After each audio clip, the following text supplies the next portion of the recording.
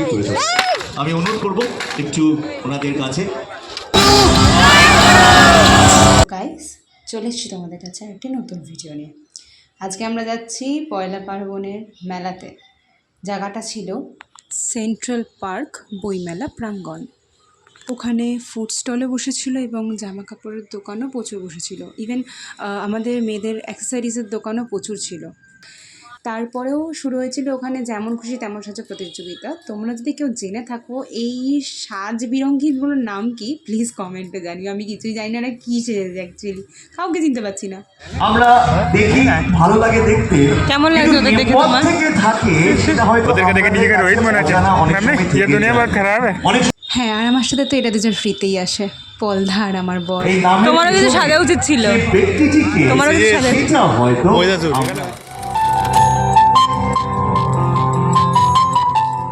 হ্যাঁ, তারপর তো দেখতেই পেলে এই তিনজন আমার সাথে গেছিলেন।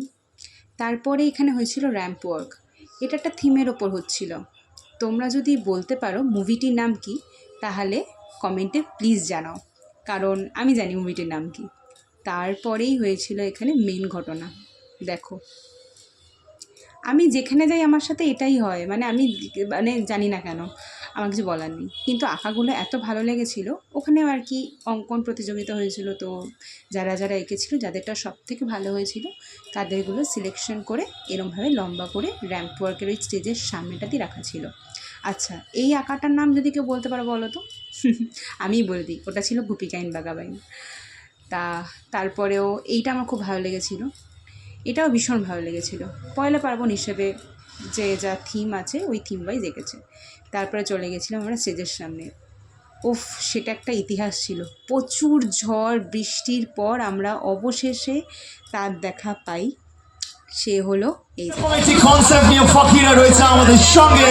So ladies and gentlemen, Fakira with Dina Khan and Mangania.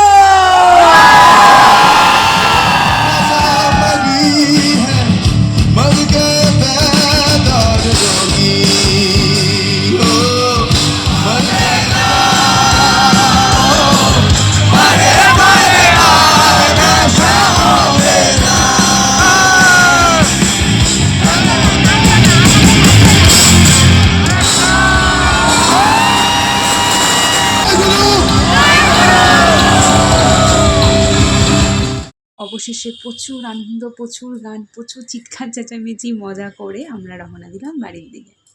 ভিডিওটা এখানেই শেষ করছি গাইস। চলো টাটা, বাই।